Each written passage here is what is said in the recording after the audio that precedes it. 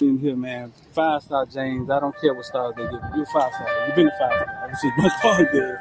Listen, man. University of Miami fans want to know one thing. Does University of Miami have a chance to get James Williams? Definitely do have a chance.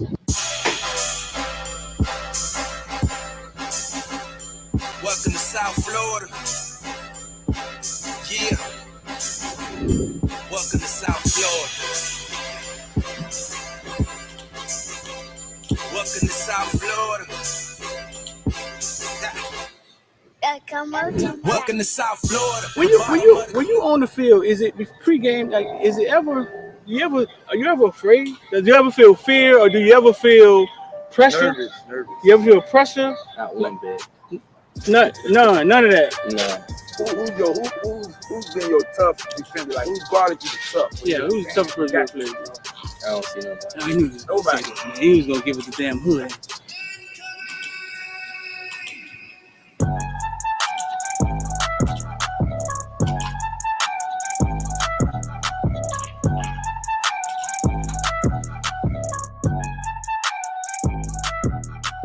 That's what I'm for. I'm a playmaker. I love receiving. I love to catch the ball. I love to go over people's head. Yeah. You feel me? So I just gotta do what I do. University of Miami, they land you, and then they land the number one. We call him football player, number one player in the nation, James Williams. Yeah. Both playing the same position, right? How do you envision that working? Are they telling you how that's gonna work, or? Well, I feel like me and James two different safeties. Uh-huh. And I'm more of the ball hogging safety. He's more of the rangy playing like you couldn't say like in the box, but like a striker position, strong safety. Right. And I'm more of the free safety. So I already know in practice that's gonna just build great competition. And when the game comes, it's gonna be easy.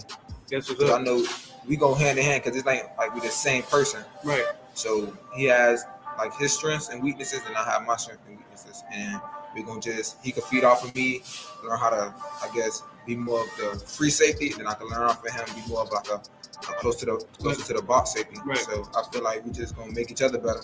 Yeah, James played free safety. He wanted to play free safety. He was big on that. But James will never be back at free safety. James be close to the line, the linebacker sometimes. You know what I'm saying? But Yeah, that's just him yeah. helping his team win. That's his chess. Yeah, that's it. That's him playing chess with the team. I told him Yeah. I covered James since he was that big, bro. I've known him all his life. I just feel like every time it's just man on man. If he wins the battle, then that goes to play. He doesn't break on the run, or if this person like doesn't take that step or certain things. It just I feel like you beat your man every play, then you got the best chance to stop any team or vice versa. Yeah. Yeah. 5-star. Lean loyalty. 6'12", 276 pounds. Yeah. After that, I just started going crazy. Tackles after tackle. Yeah, the first play was like a tackle for loss, like 6. Yeah. Dog, they didn't touch you. Like, Like they did. explain to me, dog. Like, what is that about? Like, how do they not? You 6'5", 300 pounds. Is it something? Is it a swim move or something you do? Like, they don't see you? You're teleporting? What's going on? I'm too fast for it long. They don't realize you that fast when the game starts. Like, I'm gonna be the best player on the field. Like, I just gotta show the world. Like, I'm the true 50. I'm the next 56 up. The next. I'm gonna just go crazy this year. Like, show people like, wow, at 56. Like, show them like I want to take care of my mom. I want to put in a big house, stupid cars, big pool in the backyard. Put on for my brothers, my nieces and nephews, like coaches. I think all of them boys for like having me here at this like position that I'm in now, cause like it took hard work and dedication. Without all of them to guide me in the right path, I wouldn't be here today. So I think all of them for like helping me out. Like, yeah. It's gonna take 3 motherfucking days, and that's what? It's shit. Big time players step up in big game. All the criticizing, all that, it's over, baby. Big time players step up in big game.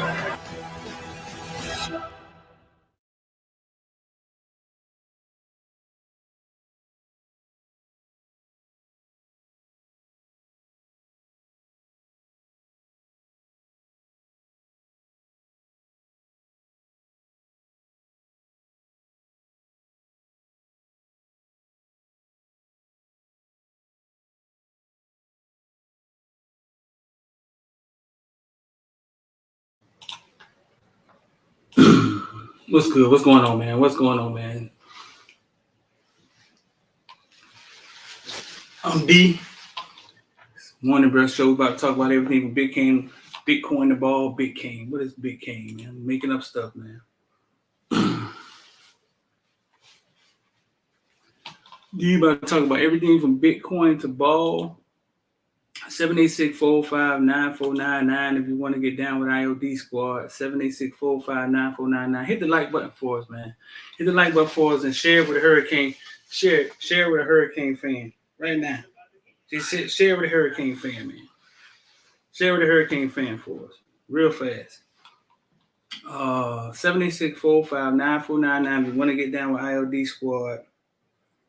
786-405-9499. Oh Lord, we had a AMC play. Let's see what we doing here. Okay, so we still up 10% on AMC play. Had an AMC play this morning running. 786-405-9499. If you want to get down with IOD Squad, if you want to become a football villain, things got heated up in there today. Heated up. We have real conversations like grown men. Like we get heated up. We have real conversations like grown men. So I wouldn't say heated up.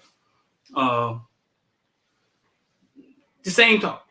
You know what I'm saying? Got to the same talk with Jake. But it goes on all night long, man, in there inside the football villain group me. You want to be a part of that, just hit the join button. You want to be a part of that, just hit the join button.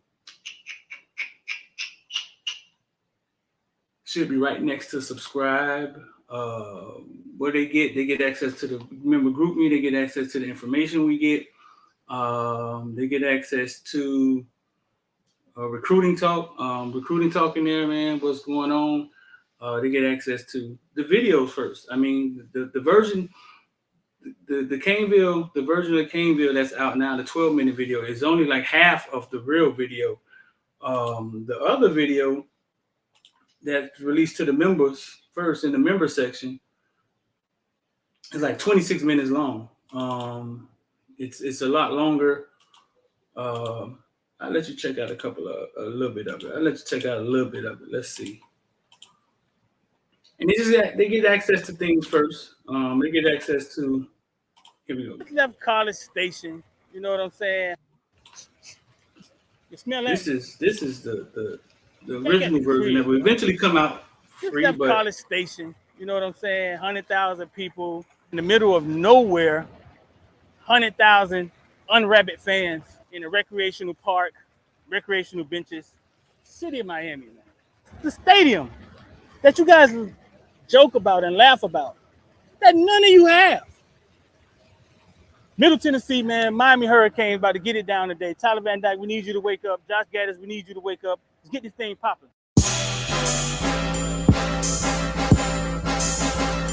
Welcome to South Florida. Yeah. Welcome to South Florida. Welcome to South Florida.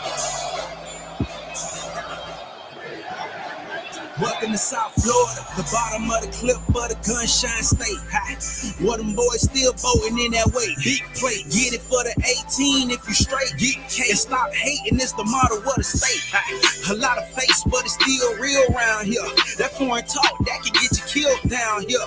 Niggas better learn the lingo, cause they'll be looking for you in that water finding Nemo. See, Palm Beach County be the craziest. Them Broward County niggas be the craziest. And them Dade County niggas be the wildest. Shout out to Bell Glaze and my niggas at Fort Myers. Salute to all my Florida boys out here on the grind. When niggas out here getting dough with that snow and the sunshine. Ducking nine, waiting at the port to bring in that order. Cause niggas like depend on what come across that water. Welcome to South. I was born in the South, raised in the South.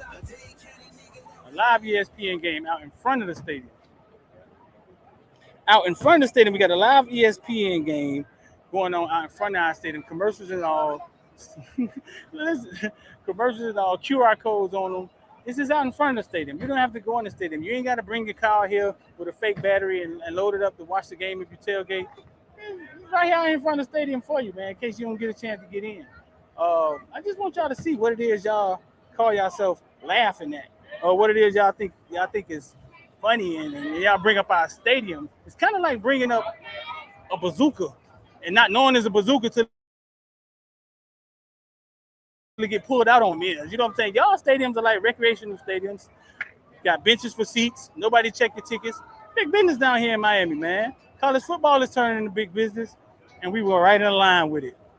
Keep watching. Come on, y'all came out here looking cute. Let us get y'all on camera now. Y'all great. We love your videos. Yeah? I'm from Wisconsin. I watch you every Sunday. You from Wisconsin? Well, we grew up. We went to Southbridge. So you live in Wisconsin now? Yeah. I sound like I know what I'm talking about? Yeah. I'm in North Carolina now, but we grew up in What part of North Carolina? We played at Southbridge back in the day when Jerry Hughes was there. Yeah? What part? I'm from Raleigh. I used to live in Wilmington. Yeah. No, man, I hope, bro.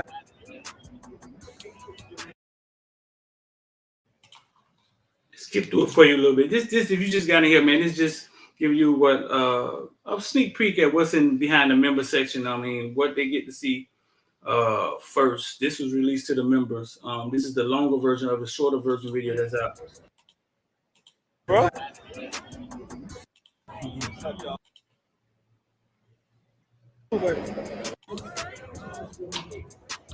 How you doing?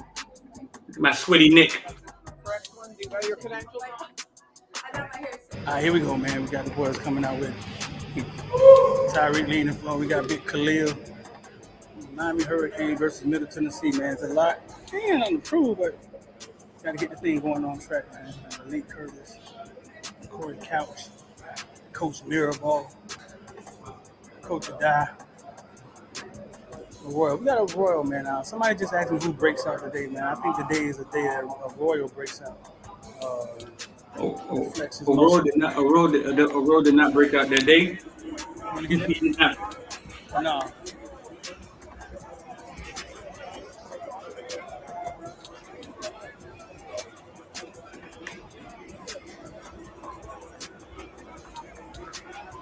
Listen, had a couple of days to think about,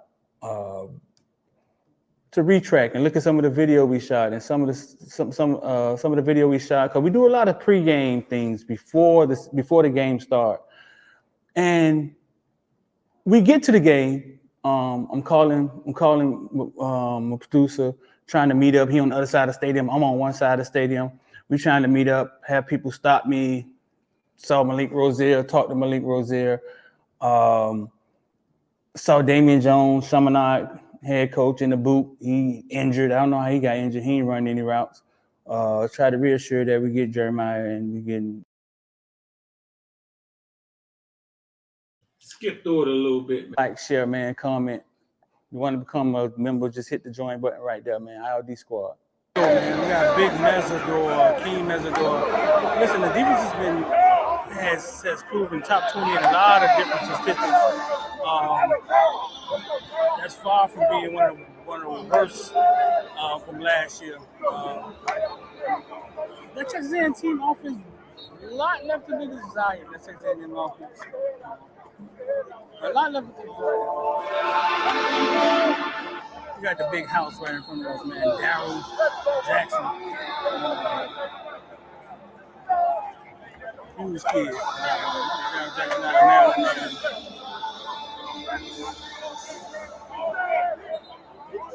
And in front of him is our guy, Allen Hay. Darryl Jackson and Allen Hay.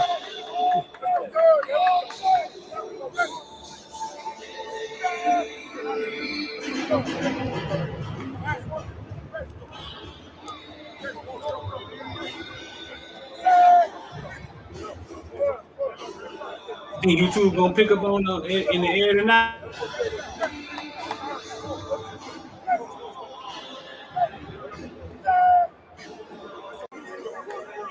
We over here with the running backs.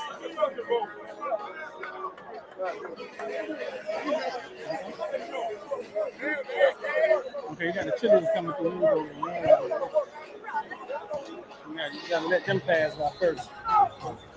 You can catch some of these running backs, man. Henry Perry, third in rushing. That's one thing the Hurricanes have been able to do since the season started, is run the ball, man. But I want to see them go wide open today. So somebody has to step up. right, this is my overall take. I'm not sure about through all the emotions and everything. I gave an overall take on what I feel is going on. Where we are sitting at 2-1. I told you before the season started, I was going to temper my expectations because I felt that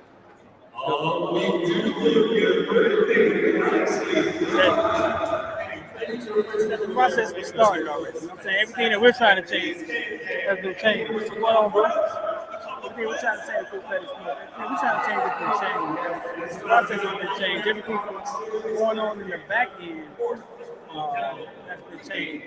And it's just a matter of time before it translates to the field. The University of Miami was failing on the back end. Resources, support, facilities. Everything else is already the talent. I mean, you're sitting in a hotbed of recruiting. So just because the season started, I'm not changing the way I feel about it. Now we can take a time. All right, so that's just a sneak view at what goes on in the members section or the video that got released. If you want to become a member, boom, I just hit it in the comment section. I just put it in the comment section, and I'm going to also pin IOD Squad at the top of the comment section. You know what we're going to pin at the top of the comment section today? We're going to pin becoming a member at the top of the comment section today. That's what we're doing. Boom. That's what we're going to do.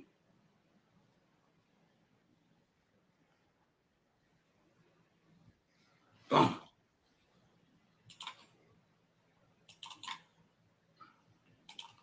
There you go. Become a member, dog. Become a football villain. And if you're not in the member group, you got to go to the community section where the only member posts are. And just scroll down, click the group me link. So yeah, man, become a member. The first one is on sale. Let's get this thing popping. We should have a few people coming in here with me. What's going on, Darius? What's good? Coming in here with me soon. We should. Unless I get stood up. So man, first thing I want to touch on, man, is NIL. NIL.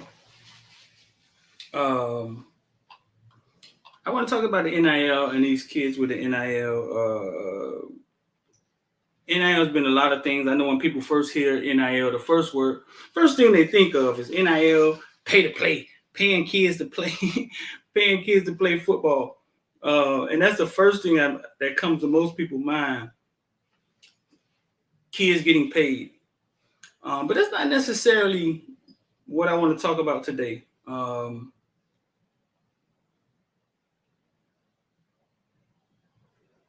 What I want to talk about is the kids actually getting money and things that they could do with their money, or things that they can do, or ways they can benefit from NIL. And then we'll get into the Jake and Tyler talk a little bit later. So if you know somebody, man, you know somebody that's a college athlete, or you know somebody that if you know somebody that's a college athlete, or somebody who may be getting to the next level,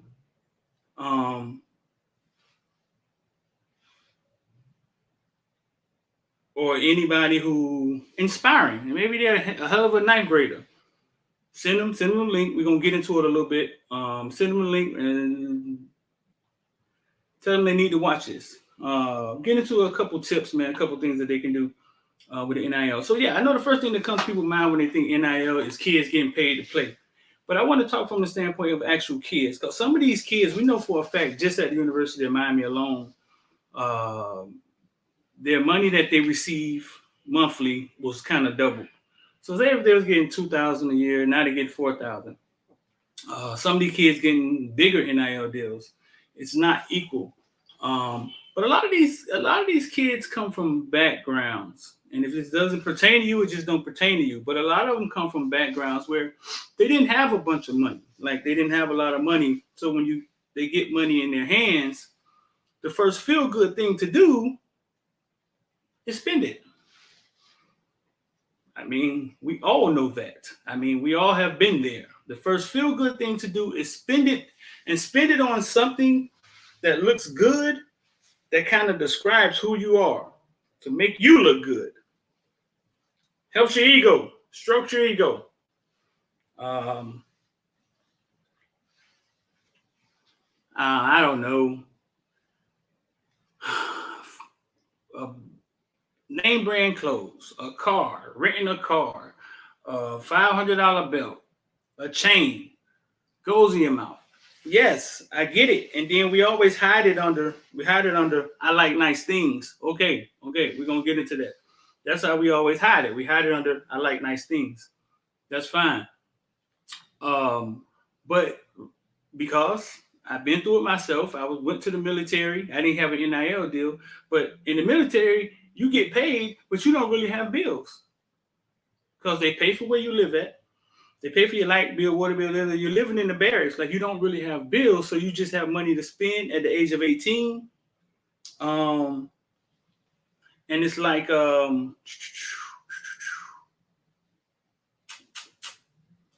just don't really have bills. Like, you don't really have. You have free money, and at 18, we were looking for places to spend that money. Drive out of town to Charleston, South Carolina. Yeah, go there. Because you didn't know what to do with money. You know what I'm saying? You didn't know what to do with money. So, and it felt good. I mean, it felt good to get this and that. And the girl like, ooh, he got gold teeth. Ooh, look at him, girl. He got a big old chain. Ooh, girl, look at this. And all of that stuff. You know what I'm saying?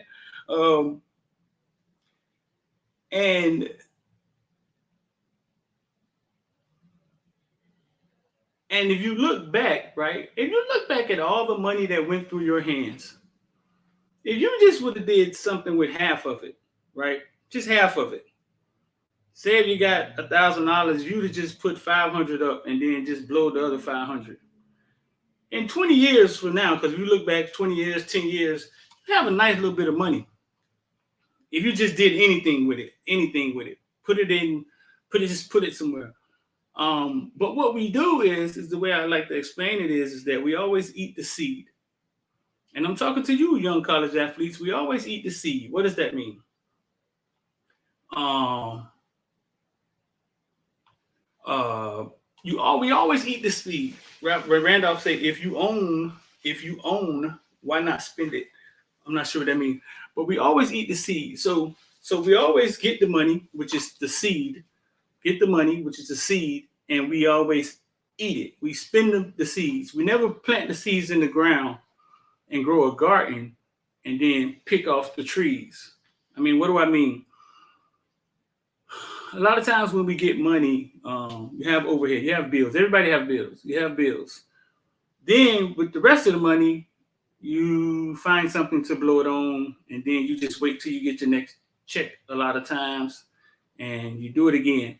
Some people are really good at saving money, putting money to the side, slowly putting money to the side. I would challenge that process also. But what I'm saying is money, if you just look at it different, talking to these young kids, these young athletes, not grown as adults, not you grown as adults who think you know everything. Money, if you look at it like a tool or a seed to get you where you're trying to go, and not necessarily something to emotionally spend to get something that look good that's just going to sit there eventually when you get tired of it. If you look at it like a seed to plant in the ground for you, then eventually you grow a garden. Now you can pick off the apples, you can pick off the oranges, and you still have more oranges growing. What do I mean by that? It's the way that we look at money. And I had to study a lot. I had to understand it. And I don't understand everything, but I had to understand it because my parents didn't teach me these things. You know what I'm saying? I didn't learn from my parents. I had a basketball coach in the military when I was maybe 19 that sat us down and taught us the stock market. And I'm going to tell you right now, he made it his job to sit us down one night and taught us what the stock market was. I was like 19 in the Marine Corps. And I heard him, but my mind was racing too fast, thinking about girls, thinking about going home, thinking about it, that it didn't stick, right? And then you look back 15 years from there, 10 years from there, and you realize all you was doing was just getting money, spending money. And if you do that long enough, it'll create a vicious cycle of you just getting money, spending money, and you never grow money, and you never grow money. Money is a seed. I always think of it like it's your seed to plant your garden, or if you're a farmer, it's the seeds for your farm so you can grow a farm. Now you can grow the apples. Now you can grow the vegetables to sell them to the stores. And then it happens again over and over again because you invested, which was the seeds, because you invested into your farm to grow. If the farmer never grows, if the farmer never puts the seeds in the ground and grows a farm, it'll never flourish. And the money is the same way. Money is a tool, it's a seed. If you just keep getting it and spending it, you'll find yourself back to zero, back to 500, back to 1,000, no matter how much money you got. Challenge me on that. No matter how much money you got.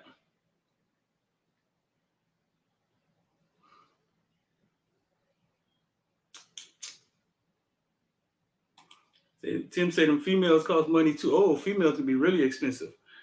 But no matter, Floyd Mayweather said a man with $100 million and no plan is eventually a broke man. I'm sure he's had 100 million before. I'm sure he knows what he's talking about.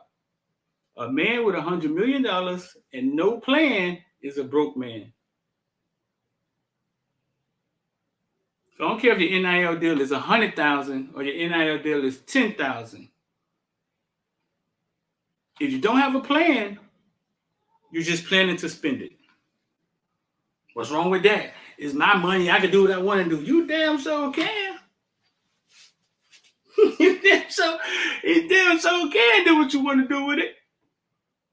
But you're going to be back to zero. Looking for another NIL deal, hoping you can catch another ball. Well, what do you do with it then? How do you do?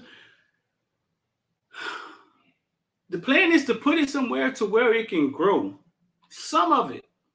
If you're really good at this, most of it. Very hard, I get it. When you're 19, 18, 20 years old, you're just first time getting out there on your own, first time having some freedom, first time buying your own hotel room, first time renting your own car. I totally understand it, but I'm here to tell you, dog, listen, it all gets old. I'm going to tell y'all a story. The ones who've been watching me probably heard the story before. When I was younger, my best friend, mom, used to buy all the clothes from the boosters. The boosters were booster clothes, and she just would buy them all. Like, he had all the clothes in his house. Any name brand you could think of. He had the leather jacket with all the NFL patches on it. Anything you could think of was in his house. His house was like bird eyes. When it came to clothes, he had everything. And I used to be around there all the time. You know what I'm saying? Just giving me clothes, taking clothes. Clothes just was nothing for him. By the time we became juniors or seniors in high school, he began to wear clothes that didn't have labels on them. You couldn't tell what he had on. I'm saying it again. He began to wear clothes that didn't have labels on them. You couldn't tell what he was wearing. Like there was no alligator for Lacoste Sportif, which is now Izod or whatever. There was no Tommy Hilfiger. He didn't want people to know what he had on. As a 16-year-old kid, I'm salivating, man. Let me get the Tommy Hilfiger shirt, dog, with the big Tommy Hilfiger sign, with the big old. Because I didn't have what he had. He was my best friend, though. It didn't matter. You know what I'm saying?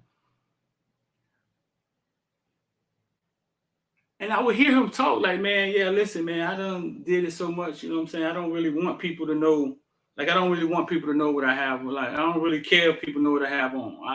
I want them to look at it and think it's nothing, and it's Pierre Cardin, but they can't see it. And me, because I grew up in the library, I'm always thinking.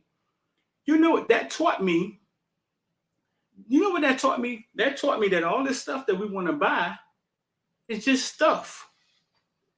And if you had it, you realize it's not the answer and it doesn't bring you happiness. Because he had it, and I realized that that wasn't the answer. He just had a bunch of stuff, a bunch of clothes, and that wasn't the answer to happiness. That wasn't the answer to girls. That wasn't the yeah, he dressed cool, and it did afford him. But we both got girls, in different ways. You know what I'm saying? But I realized that things didn't matter. At 15, 16, I learned that lesson through my homeboy Frog. Shout out to Frog. I can get him on the phone. He'll tell you the same story. I learned that things didn't matter. So if it's the clothes, if it's the chains, if it's the Jordans, I realized if you could buy it all, it still won't make you happy, or it's not the answer to whatever question we're trying to answer when we're out here. Oh, get this gold chain, boy, we fly, get these diamonds. It's not the answer. Look at your lady. Look at your woman. Your woman got 30 pairs of shoes. She just shop. It's like a endless hole. It never gets fed. It's never full. It's like an endless thing. You know what I'm saying? She just shop.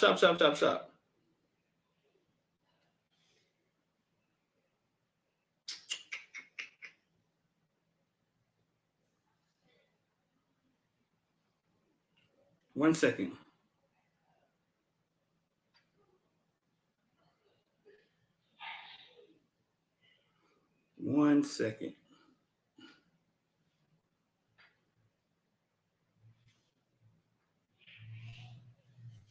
But yeah, and I learned that lesson, bro. I learned the lesson that, oh man, that's not the answer.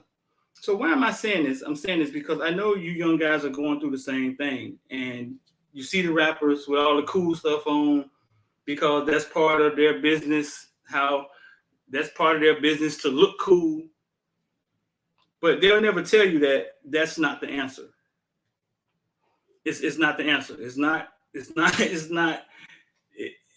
They do it because it looks cool, and it's part of them being rappers, and the vision that they have money.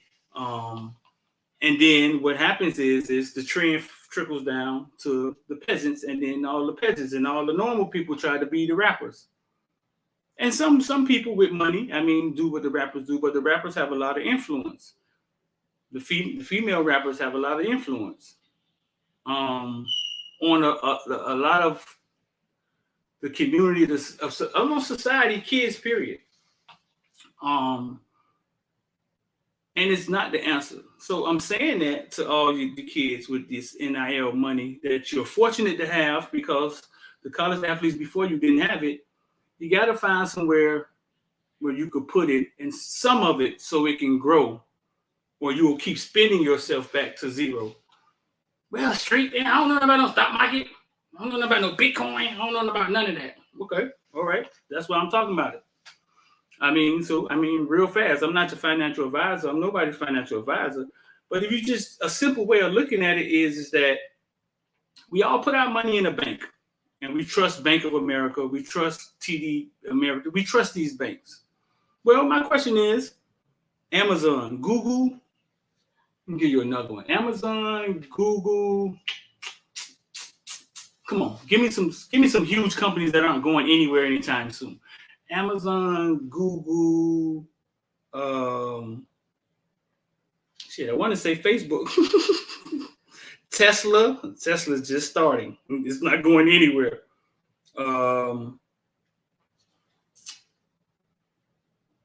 If you trust Bank of America and all these banks, my question is, do you trust Google? Like, if you trust that your money's safe in the bank, which the bank have insurance and all that stuff, just my little analogy. Do you trust Google? Do you think Google's going anywhere? Like, do you think it's going anywhere? Do you think Amazon's going anywhere? Like, 10 years? Nike's been here forever. Nike? You think Nike's going anywhere? Now, it's not the same as a bank because a bank have your money insured and all that stuff. We love insurance, don't we? We love safety. But, but if you trust the bank, then if Google's not going anywhere the next 20 years, it may go up and down. But then in 10 years, if you put your money in Google today, in 10 years, your money will grow. So for the people saying, I don't know about no stock market, it's really easy now. It used to be hard to get in the stock market. You got Robinhood, Webull, all this stuff is right on your phone. Even right in Cash App, everybody got Cash App. Right in your Cash App, you can invest in stocks and Bitcoin. But if you don't know where to put it, a simple thing to do is just put it in something that you think, hey man, I think Nike gonna be around for a while. And if you really get fancy, put it in something that you think, I think this is going to be big in 10 years. Like Tesla. Like Facebook. Facebook's kind of risky. Like Amazon. I don't think that guy's going anywhere anytime soon. Like Apple, thank you. Having a brain fart. There we go. There we go. Apple is going to create a car soon. It's not going anywhere. Matter. Apple was here when I was a kid. It left and went dormant for a second and then came back bigger than ever. What if you would have bought it when it was dormant? What I'm saying is make sure you try to put that money somewhere in something that grows. Spend half of it, whatever. Spend whatever. We want to feel good. If you can't fight the emotion, spend half of it. But the other half, try to put it somewhere in something that you think will be here in 5 years, 10 years. It's just a simple way of looking at it. Now we can get real snazzy and start talking about options and stocks and crypto and things that you think is going to skyrocket out of here. You know what I'm saying? But we're just talking about simple stuff on the surface. I know it seems slow. I know it seems boring. But what I'm saying is this. One of the worst feelings is to have a lot of money and have to start over. One of the worst feelings is to be in a situation where you're getting money and then the money stops. We getting the NIL money, boy. I let these, weekend, boy, you got $4,000, I got $4,000. We're gonna go rent a car. Man, have fun. But one of the worst feelings is you're a senior and you realize you spent all your NIL money, you didn't do anything with it, and now those checks are like, oh, I got 5 more NIL checks. I got 4 more $4,000 checks left. And you realize that, oh man, if I don't go to the league, I was just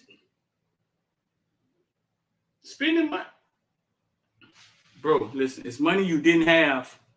Try to make it grow. And I know you don't completely understand it. I get it. But what I'm saying is that reach out and ask a question. I mean, if you DM me and ask me an investing question, I'm not your financial advisor. I will tell you what I would do.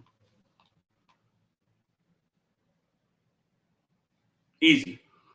I have IOD Squad. I have it right there, 786-459-9499, where you can get on the platform and you can ask anything in there about anything, and somebody in there will answer it. All I'm saying is that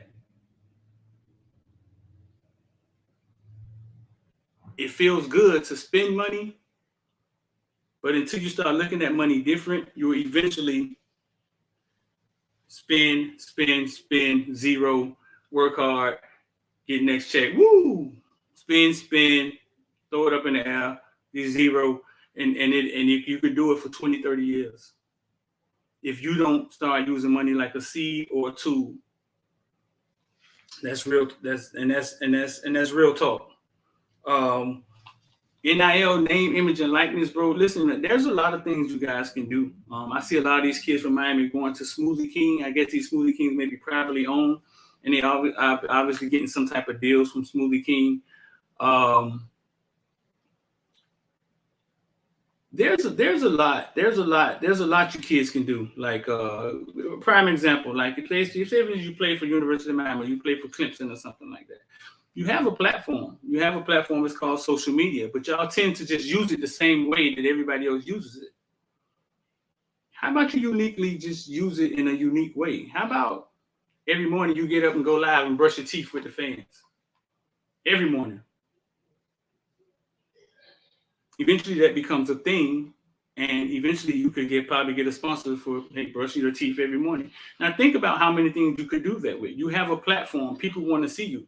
But you guys utilize your platform like a billboard on the side of the road, and you put pictures up there every once in a month. You change the pictures. You use it like you don't use it like you don't put it into play and make it active and use your leverage that you have.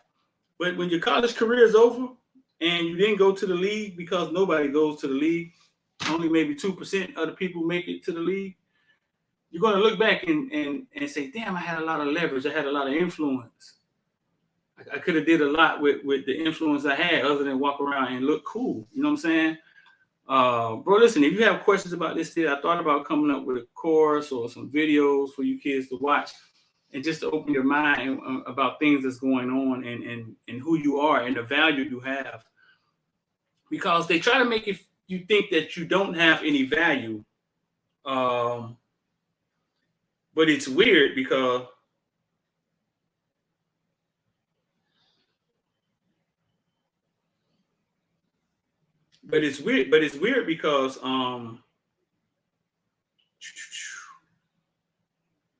one second, let me get Jermaine in here. We'll get South Florida. We're in the South Side. I got sidetracked there for a second. Let me see. I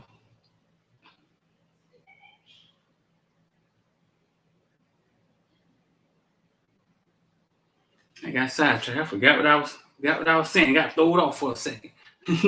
Got thrown off for a second. You got to utilize your moment, Don. You have to. You have to utilize your moment.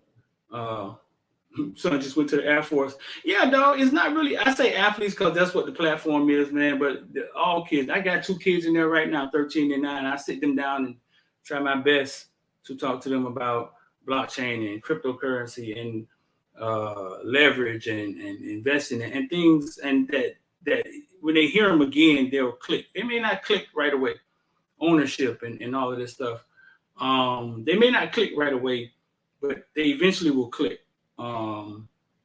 That's why I created IOD Squad. I mean, I don't know what you guys thought it was. Sean Brown say Streeter finally made it.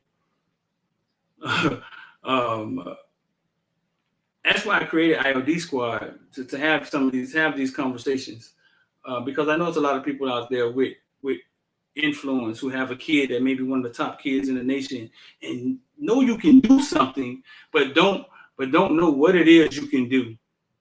Should I create a t-shirt? Should I create a hat? What should I do? If you have influence, a bunch of followers, or people want to follow you, or you're the top kid in the class, yeah, dog, if you created something, your own logo, your own t-shirt, and you just wore it, people would want to buy it. But you got to believe in your stuff the same way you believe in Nike. You got to believe in your t-shirt the same way you believe in Gucci. You say, like, man, but that's Gucci.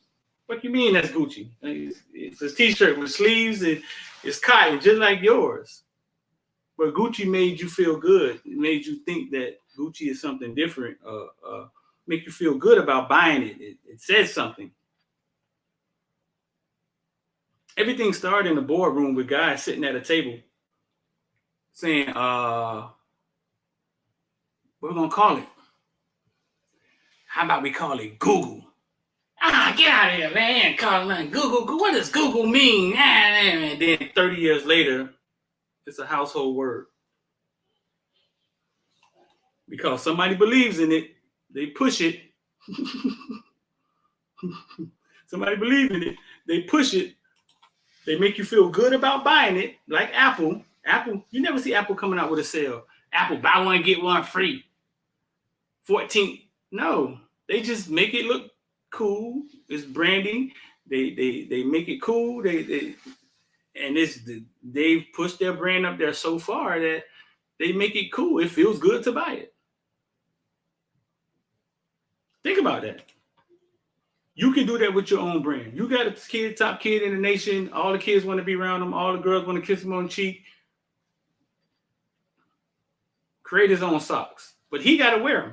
He got to wear them. He got to believe in it. The same way he believe in, I don't know, pony. Pony. People don't wear ponies anymore, right? No, man, but listen, man, the NIL thing, bro, it can go on days and days and days. For the people who don't understand what it is, college players aren't getting paid. Basically, college football said, hey, man, go out there and find you some money. Go out there and find some money and come. And if you can find some money, then you can get paid. But it's restrictions and the stipulations to it that are really weird. You know what I'm saying? Like Jalen Rose was talking about the other day. If we in bed with Nike, the kid can't get in bed with Nike. So it's stipulated. It's still some handcuff stuff to it, but it's better. They're better off than college players were 5 years ago. I'll tell you that. They just gotta have to understand how to use it, how to utilize what they have, and I don't know who's teaching that part. But it's totally separate. It's totally separate from the actual school. Like you can't go out there with a UM jersey on and promote Pizza Hut. No, it's on your own time. It's on your own face. It has nothing to do with the school. It's totally separate. And if that makes sense in your head.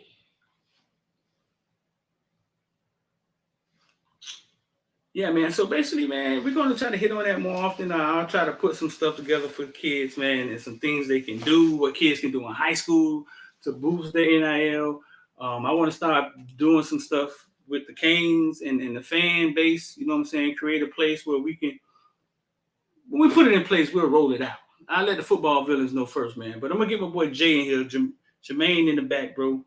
I'm going to bring him in here if he's ready. That's me trying to give him a heads up that I'm gonna bring him in here. But it's a lot of places we can go with this NIL stuff, and it's a lot of things we could talk about with this NIL stuff. But what I wanted to touch on today was, listen, man, if all you're gonna do is spend money, then you will never have money. You gotta use it like a tool, like a seed, plant it in the ground, and once you grow it, you can pinch off of it and get you a Tesla. You can pinch off of it and get you a $5,000 chain, because if you got $50,000, you got $100,000, then yeah, now you can spend $5,000 chain. You can't get $7,000 and spend $5,000 on a chain. If you keep that mindset, you're gonna stay broke. You ain't gonna have enough to help your mom. Believe me, I know that was me. It took me a long time to figure it out. Still ain't rich. Not even close. But I got the mindset. I understand it now. And we're going to get there. So listen. I got my boy Jermaine. Jermaine, where you at, boy? Oh, at the park, at Pinecrest Park. Something going on out there? No, I just be walking. Oh, you out hey, there man, listen. Hey, listen, man. I'm saying, you just made me feel like I was 22 years old again, blowing money. Bro, listen. Only skill we have is to spend money. And if it doesn't apply to you, fine. Only skill we have is to spend money. Like, we don't know anything else to do with money. Some people know how to save it, but even you saving it, if you're saving it slow, inflation is going up, then you might be fucking losing money eventually. If you know what I'm saying, how fast. So it's a tool, bro. This is the sad part about this, like how you said. I'm saying our parents didn't know, so I'm saying it took me like shit, damn near my 40s to get a grip of it. You know what I'm saying? And I'm pretty good in life now. But man, like you just said, just imagine if I would have started when I was 22 and all the money that I was blowing and messing around with. You know what I'm saying? Now I did buy my first property at 27, but that still was 5 years too late. I brought mine. I don't never remember years and ages like that. I suck at that. I brought mine and haven't brought one since. You know what I'm saying? I brought mine in North Carolina really, really cheap, bro. Really, really cheap. I think we brought it for $85, and in the 2 years, sold it for like $115, and it was a huge property. But no, bro, I had to sit down and actually start training. I had a mentor maybe 5 years ago, and he used to push it in my head, and I didn't understand it. I didn't get it. It's hard to understand. I mean, one of the worst things somebody said is when you start taking a paycheck, right? Mm-hmm. It seems like it's for show money, man. Don't mess up that for show money. But kind of what it really is that it puts you in the box. Back. Yeah, it holds you back. No matter how big the paycheck is, right? It could be really big. Like when I was in corrections, I was making $80,000 a year, $100,000, whatever, how much overtime I wanted to do. But it puts you in the box. So it could be $3,000 every 2 weeks, $5,000 every 2 weeks, right? Now you're in that box, right? And then and then you tell your life to that 5,000. So now you're getting 10,000 a month. You're gonna get the bigger car, the bigger house, bigger bills. Your girlfriend got a bigger purse. Y'all going on bigger trips. And now you have to, every week you got to get that money. You know what I'm saying? Every 2 weeks you have to get that money because you created your life around that box that you're in. When you invest money, you're allowing the money to work for you and grow as you do whatever it is you're doing. When you invest in yourself, that's a whole nother conversation. That's a whole nother conversation when you invest in yourself. So Jermaine, man, listen, bro, I ain't bring you in here to make people feel bad, man. It's not look at it, because I ain't rich at all. Somebody might go out there and dig you up, be like, man, Street ain't got no money. Listen, bro, just keep watching. I mean, that's all I can say. I mean, when you invest in yourself, you invest in things, and you look at things different, then you just put it in action. Oh, listen. I'm hearing that Tyler Van Dyke, right? Mm-hmm. To me, I think he's kind of just awkward. Like, I don't think he's socially, and I don't know the man from a can of paint. So if I'm wrong, somebody DM me and be like, Streety, you dead wrong. But I think he's kind of like awkward, keep to himself, maybe cool with a few people. I heard he hangs with Restrepo, Mallory, but I don't think he's like the people's person. Like, I don't think he's like, you know what I'm saying? I don't think he's that guy I don't think he's a people's person. I mean, I think, go ahead. No, I think you're right. I think you hit it on the nail, because we see him at practice and he the same person. He don't jump up, he don't high five, he don't be in the crowd with the guys. Right. He grabs his water bottle, he walked down to the end. I mean, that's who the kid is. I think he people put him in this limelight. Like you said, I think it was too early. I think we need to settle down as a fan base, though. But do you think there's a lot of successful quarterbacks that are like that, right? I'm not gonna say a lot, because I think to be a quarterback, but there's guys out there like that. I'm sure they are, right? Give me two. I think the ones that we've heard about had problems, had issues. I think they always talk about Russell Wilson being awkward, right? Kind of like square, kind of like. But you know what though? But on the sideline, like on the field, I'm saying I done seen him have some emotion. Yeah, we have. We have. I think, remember, who was the quarterback that the Dolphins took from the Cardinals that drafted really, really high, but never really panned out? Oh, Rosenberg? Ross, something like that, right? What was his name? Yeah. I heard Rosenberg. he had those. I heard he had those issues. Same traits, but They say Jake Plummer was awkward. Yeah, but he rubbed a lot of people wrong. Yeah, he was. He was. He was. I think what we saw when your boy got in the game was that the kids around him just like him more. Josh Rosen was his name. yeah, Josh Rosen. That the kids may just be cooler with Jake. You know what I'm saying? They may be, Jake is probably more in the in crowd. And I think that's what we saw. If you were at that stadium, you saw it, you felt it. Yeah, of course. Right, you saw it, you felt it. Dog, Jermaine, do you think, like, is there any way like TBD starts that game next week? I'm saying I think they're gonna let him start, but I think his leash is gonna be real short. Mm-hmm.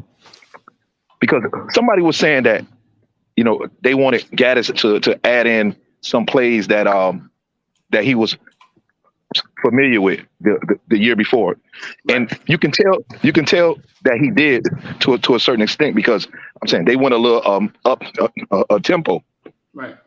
But right. I tell people this, but you know what's Streeter, what's confusing to me is that at practice he looked so comfortable and like he knew the playbook and everything was perfect, and then in the game time, I just don't know. Like, I think practice you've seen is it. Comfortable. I think practice is comfortable.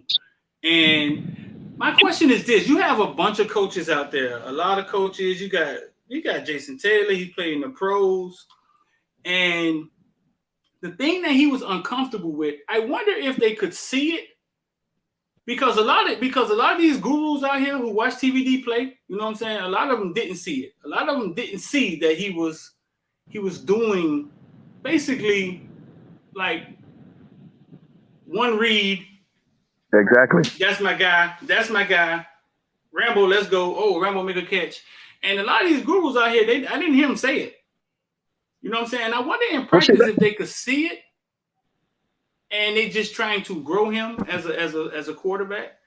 Or it was like, man, we moved the ball on the defense like we. So I think what people got to understand is that we didn't have a run game, and I think Lashley gave him 8 plays that he was comfortable with, that he knew to read, that he knew where it was going, and he just let the ball fly.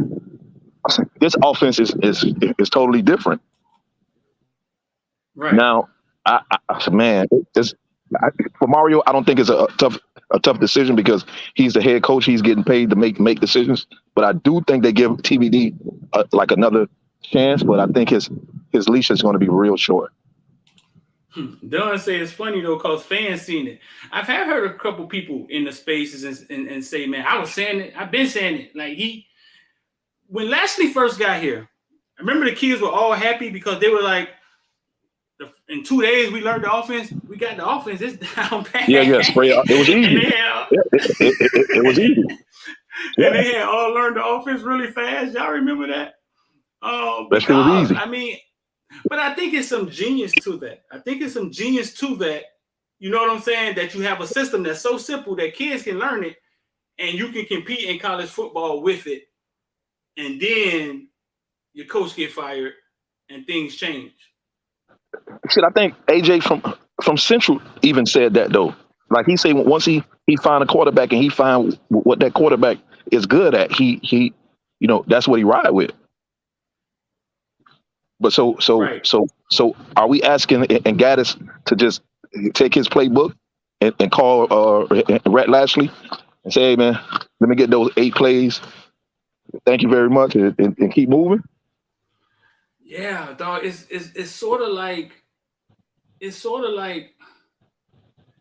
what's the most important thing in college football? The main thing is winning, right? We're gonna put winning first, right? The main thing is winning. I guess being efficient and you have to let somebody do what they're comfortable at when it comes to Gaddis and TBD. But if the main thing is winning, and you have a quarterback that you saw him light people up, you know what I'm saying? doing a thing. The question is, are we trying to win, Gaddis, Punt, Mario, or are we trying to reinvent the wheel or establish ourselves and our own brand as an offensive coordinator? Because if it was just to win, I think it would have been like, all right, well, I see what you were really good at, but you know what I'm saying? Well, let's try to do some of that. Or, you understand what I'm saying? No, I totally understand like what you're saying. Okay, so even I'm saying when we were at the game at Texas A&M, bro, I don't know for some reason, but everybody in the stands saw. I'm saying the receivers were open. He was just missing the read. Like at that point, whose fault is that? Is that his fault or is that Gaddis' fault? Well, I'm on record for saying I think it's TVD fault. Listen, bro. I think it's TVD fault. I think this. Boy, this is tough. What I'm about to say. What I thought was going to be our advantage versus all these college football teams, because the scheme changed, it turned out to be our crutch. And I think TVD was the handicap at Texas A&M. I think he was the handicap because it was him without Restrepo for the first time. Right. Talk to me. You was there, right? Street. I don't mean to cut you off. You are 100% right, bro. We had receivers open all over the field because listen, we were running the ball at will, right? So everybody make a thing about the receiver dropped 7 passes, right? So he was 21 for 41. So he threw 41 passes, right? I'm saying they caught 21 and dropped 7. So if we do the math, that's 28, right? Yeah. What happened to the other 14?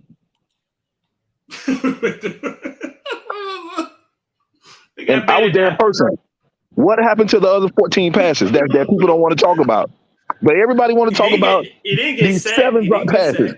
He didn't get sacked. He had no pressure, but the receivers are trash because they dropped 7 passes. They caught 21, but they dropped 7.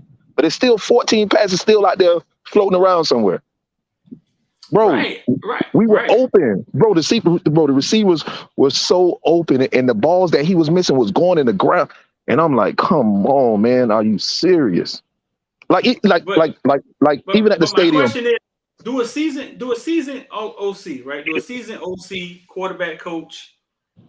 I don't know how this stuff works. I never coached in college. I don't know if they got to sit down and show Mario what they're doing. Do you run out there saying, hey, listen, we think TVD is 35%, 45% comfortable with what we're doing? Do you sit him out there like that? Or do you know what I'm saying? Is it your job to make it? I think he had them fooled, like he had us fooled. And we were there at practice. You think so? Yeah, he was looking, you saw him. He was looking comfortable, like he knew the reads, he knew boom, he was smooth and everything. And then game time come, this man, you know what? I don't think he had a girlfriend last year. I think that's the problem, bro. I think he got I heard it. Yeah, I heard he got a girlfriend. I heard he got a girlfriend now. He's driving a BMW. See, he ain't had none of that. All that is a distraction. Because I think, so when the offense and defense go against each other, right? Do still say, hey, listen, TVD likes to do X, Y, Z. In this scrimmage, we're going to take it away from them. Are they doing it like that, or is it not that serious? I don't think so.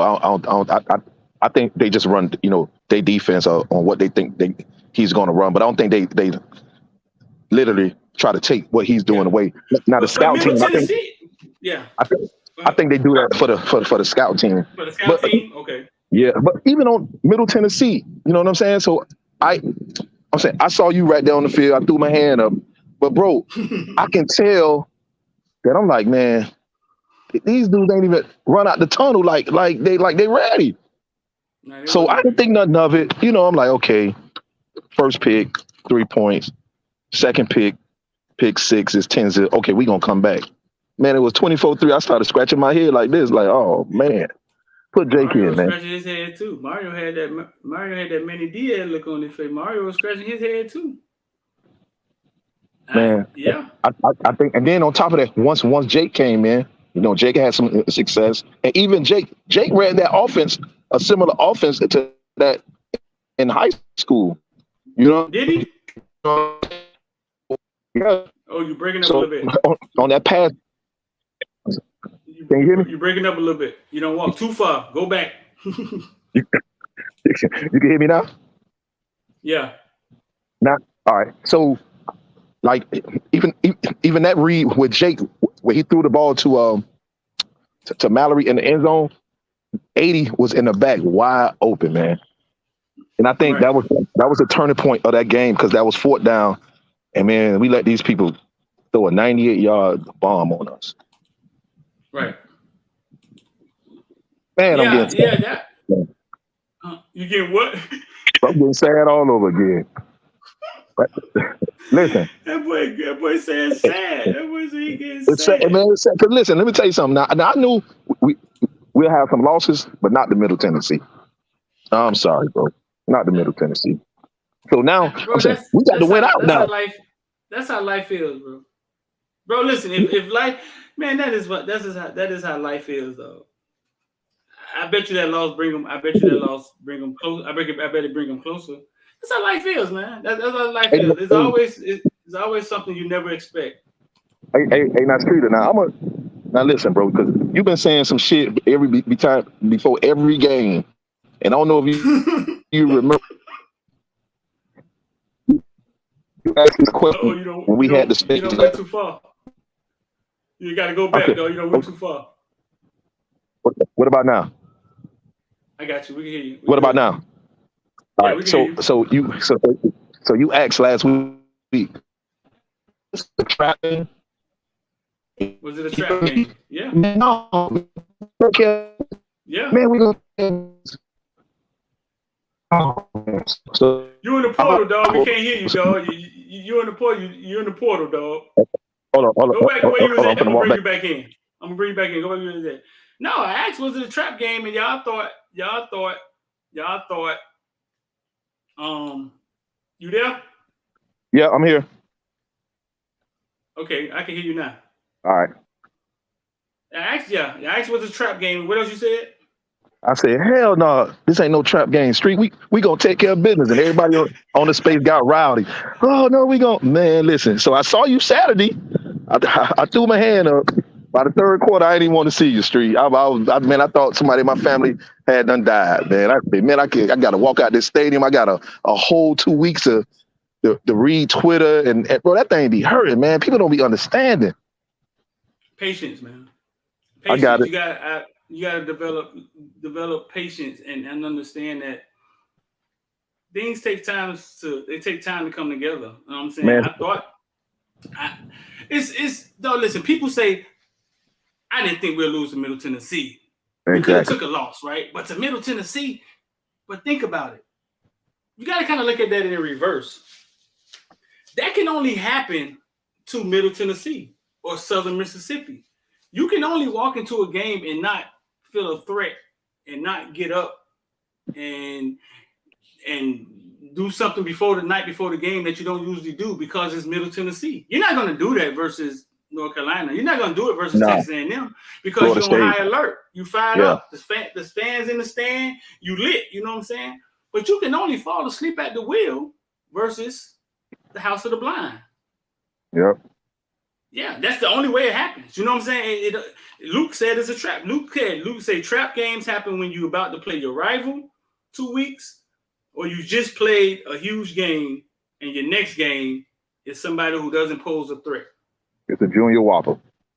Dang. Yeah. Right. So that is the only way it can happen. It's not going to happen when you can see the threat. You can see Pittsburgh coming. You can see North Carolina coming. You know what I'm saying? You alert, high alert. You only get ambushed when you're not paying attention. So you think we run these last 8? I don't think we could do it with this Tyler Van Dyke. I think if Tyler Van Dyke is a starter, he has to sit down for a second and get his confidence back. I think with Jake, we could run the next 8. I think Clemson's It's gonna be a really tough game for us. Hey, but you know what though? On offense, they don't look that good, Streeter. Yeah, but how we look? I mean, how we look? I'm just talking. We need to just stay in Miami, man. We ain't talking about nobody else. You know what, man? We ain't talking about nobody else, offense, defense. We just stay in Miami. Other than Florida State. Listen, Florida State, y'all fans make me sick. Y'all, Norvell was under 500 for 4 years. Nobody will trade that. Norvell is still on the hot seat. All the Florida State fans are happy, and Norvell is still on the hot seat. Still on the hot seat, yep. Because if he loses a bunch of games, I think they'll fire him. Hey, but think about it. All the Florida State fans are happy, and the coach still on the hot seat. I believe so. I think he is. I mean, because they only run 3 games. 4 games. I'm saying his next 4 games gonna be pretty tough. They got Wake Forest, Clemson, Syracuse, and then I think us. No, man, it's patience, and it's patience with that too. It goes both ways. I got a Florida State fan, and he tags me and stuff on Saturdays. Streeter, and I say, bro, listen, y'all was under 500 for 4 years. Like, you have to talk to me after the season. Like, there's nothing you could say when you've been that bad for 4 years. After 4 games, you know what I'm saying? Don't even look my way, bro. A bowl game. Y'all haven't been to a bowl game since 2017. No, that's crazy. See, all that is unheard of. That is crazy. All of that is craziness. So let me ask you a question. Who you think we come out with on next Saturday at 4:00? Oh, I just think starting TVD. It's like, let me give you an example. Even though he's earned it, he's the guy. I think starting him will be like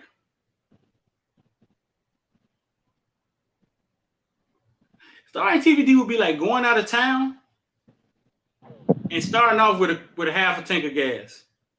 That makes sense? And not filling up. Like, I think you're playing with the emotions of the team. You're playing with the stadium. You're playing with the ACC. I just think you're gambling.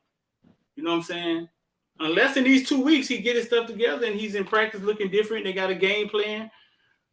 But I think you're gambling with all of that. The emotions of the team, the morale is already going to be an empty stadium. It ain't going to be a bunch of people there. I think you're gambling with that. You got to come out with energy, and I think the energy is Jake. I just think you're juggling. You're playing with too much.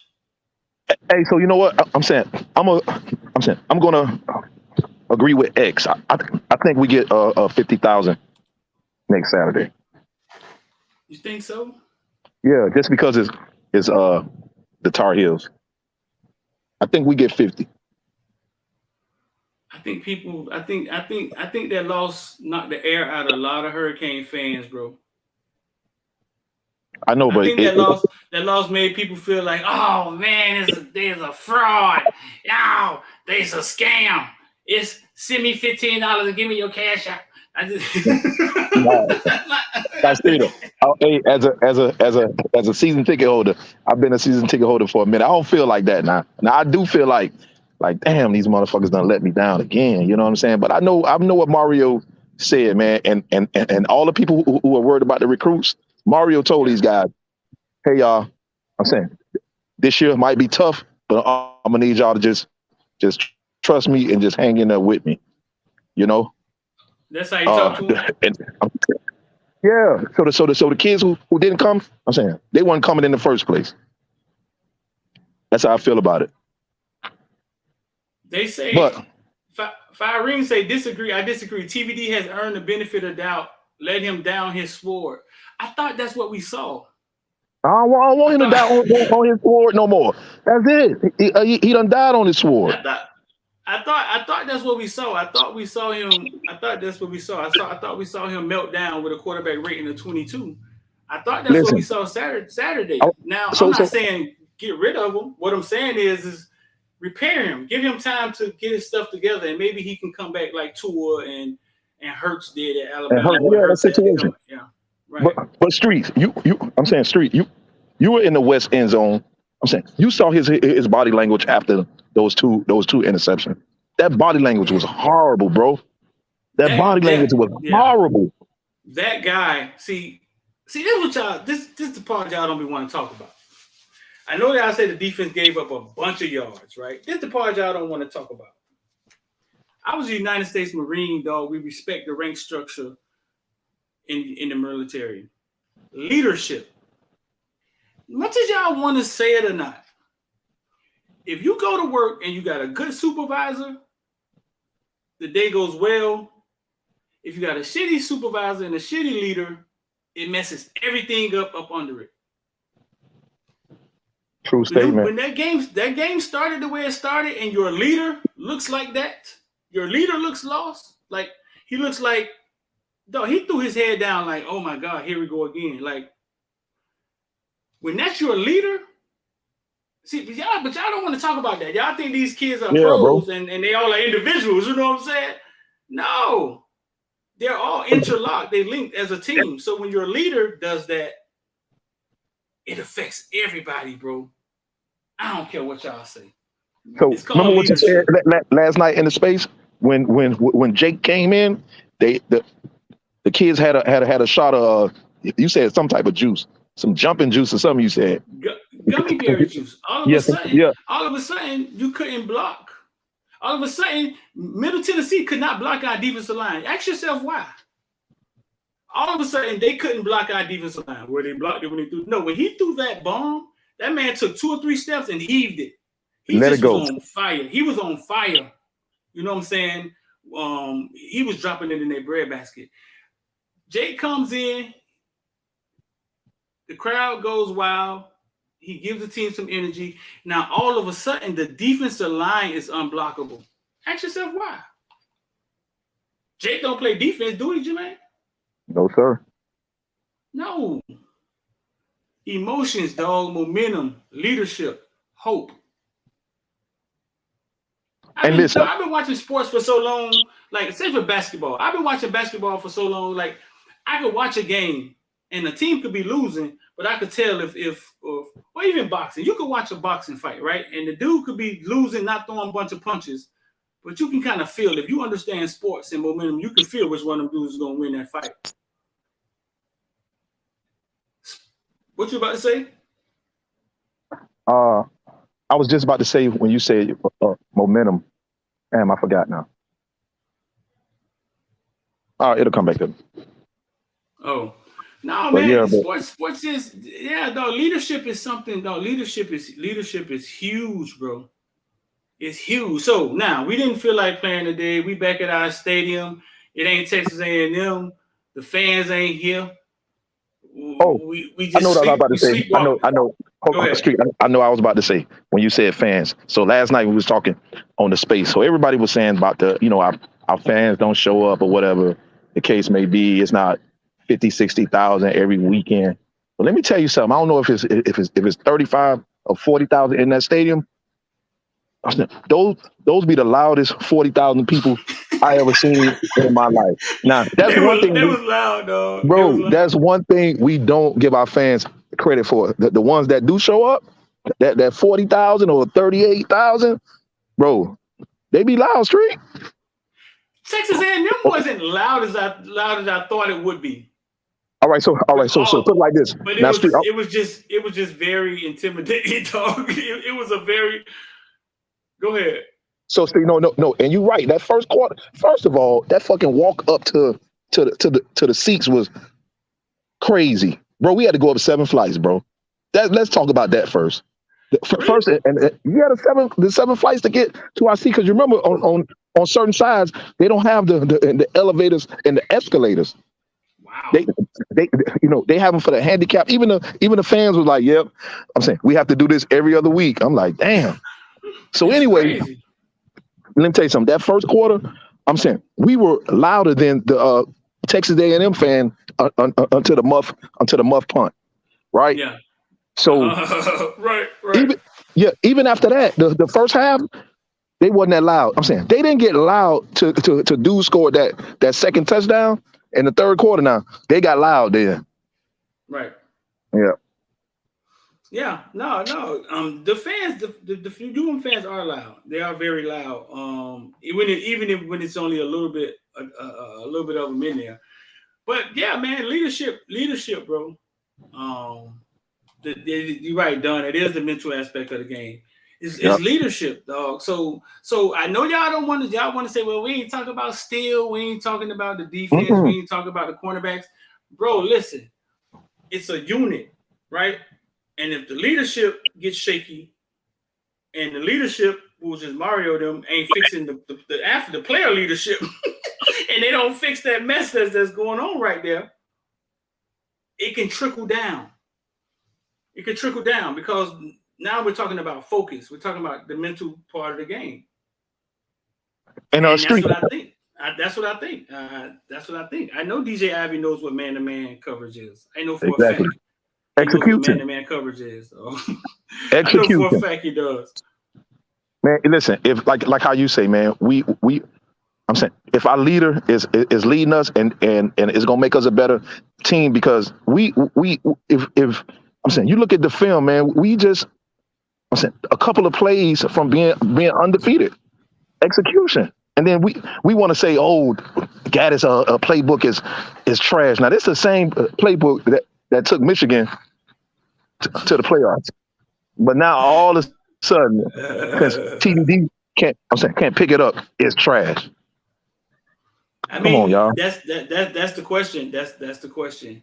Is if either he had them tricked, like you said, they were tricked too, because nobody went out there and said, okay, let's take this away from TVD in practice. Let's take this away and see if he could do something else. Because that in the real game, Middle Tennessee is saying, okay, we're going to look at their weaknesses. We're going to look what they do well, take it away. They blitzed us. They kind of stopped us from running the ball, put a bunch of people in the box. And think about this logic. Think about this. They dared us to throw the ball with our alleged Heisman Trophy candidate. And our horrible receivers. It's crazy out here. Bro, they dared us to throw the ball. Bro, think about that logic, though. Listen, Jermaine. They sat down, they watched film, play after play after play, film after film after film, and they said, we're going to blitz them, which could stop us from running the ball and which could put pressure on the quarterback, right, if they get to the quarterback. And we're going to dare TVD to beat us. So as a defensive coach and head coach, they saw what we saw in them first couple of games. No, thank you for saying it. The ops who are not emotionally attached to this looked at this and said, oh, what we're going to do is, and maybe they just was trying to get pressure on him.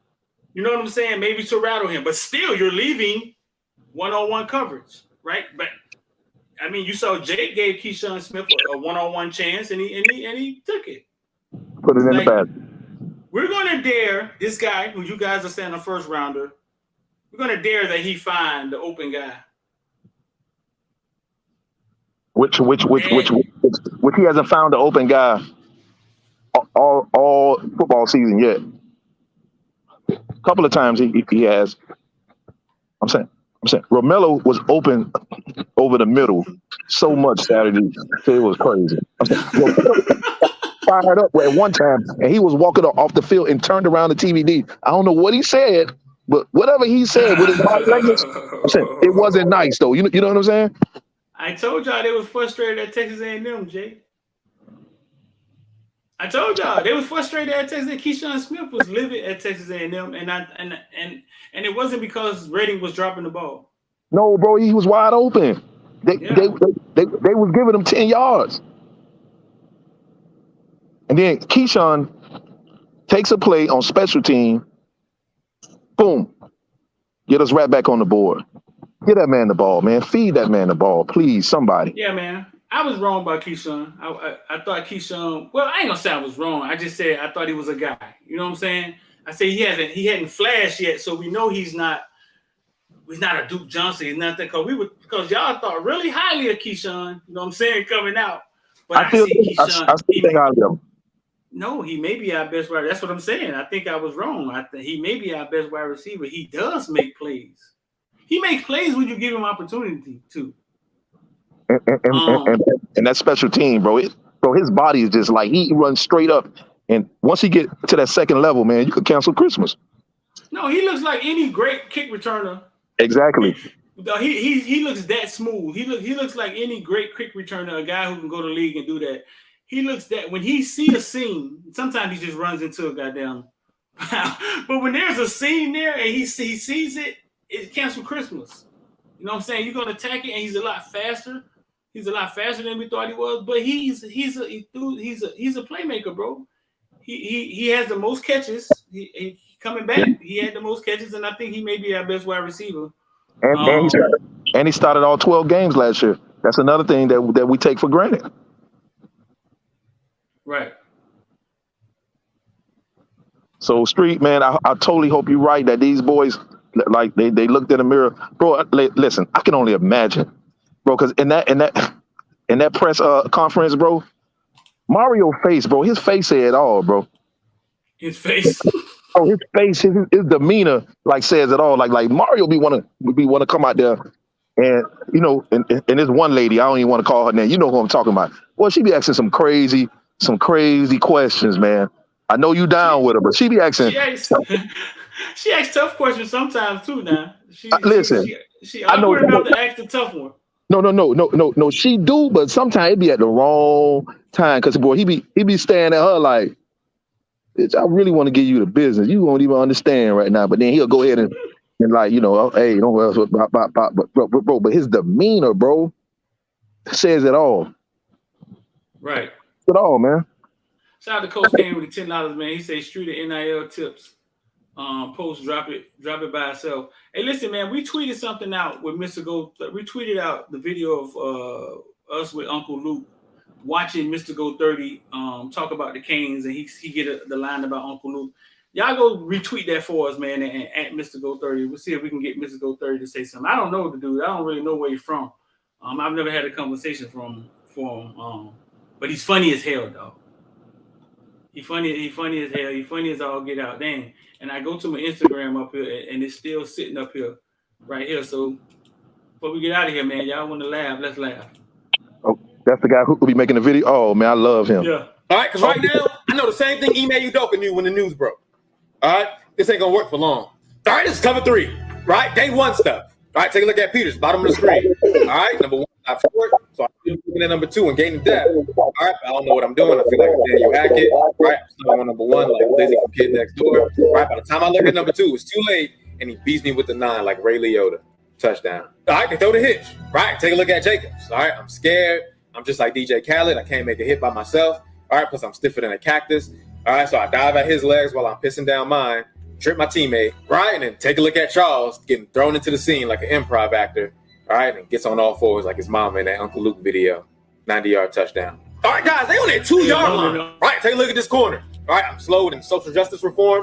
All right, so I just let him go right past me like the Colombian government versus Pablo Escobar. All right, I let down myself, my family, and most importantly, Sean Taylor. Rest in peace, 98-yard touchdown. All right, guys, we got a jet sweep.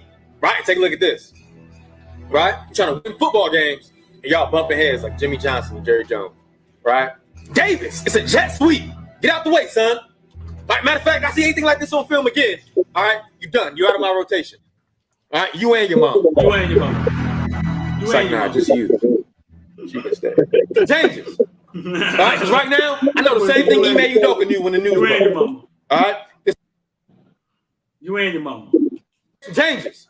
But hold up. All right, because right now, I know the same thing. Let me see how I get to what's the name. Let's see. But you out there getting your workout in, huh? Yeah, man. You help me. Dog. They running power like 50 Cent. All right, take a look at Jacobs in the alley. All right, not a scary sight at all. All right, I'm scared. I'm just not really an athlete. All right, when he comes around, I get shy. I try to stand and my knees go weak like Fantasia. All right, and I just fall before him like Winter. Touchdown. I mean, he just running butt naked like a streaker, right? Peters, you got the back, right? Son, I got a playbook right here. All All right, back to your side. You got the back. Son, he's wide open in the flats, and you looking the other way like Reagan administration. All right? Because we can't afford this. All right, throw it in the turkey hole like stuffing. Right? Take a look at Peters. Misses a tackle, gets up, misses another tackle. Right? I was trying to strip him. Leave the stripping to your mama. All right? Now take a look at Davis. Bow! He ran through that chest like he just landed in Fortnite. Right? All right, now watch Charles. Right? I'm Switzerland. I'm just not going to get involved. Right? Because I got a pair of teammates already making the tackle. Damn, he ate that pair like Rick Ross. All right, now I got to catch up, but I'm slower than a crock pot. Touchdown. If Jacobs doesn't push him out of bounds. Right? Let's see it again. I mean, Davis. So we need you to make this tackle, son. I mean, you don't even touch him. Like he's Floyd Mayweather. You know what, son? Next time we play these guys, all right, we're going to have your mama run scout team QB. All right, so you can practice tackling the hooker. All right, they're running power like 50 Cent. All right, take a look at Jacobs in the alley. You can practice tackling a hooker.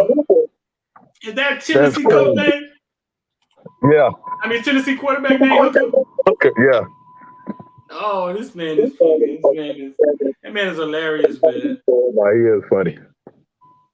But yeah, man, y'all go retweet that for us on the Footballville account, man. And Mr. Go 30 man. See if we can get him. Well, Jermaine, man, let's get up out of here, bro. All right, bro. Good. All right.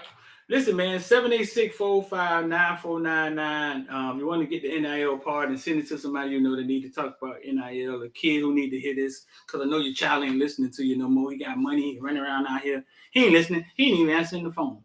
You probably pay the phone bill.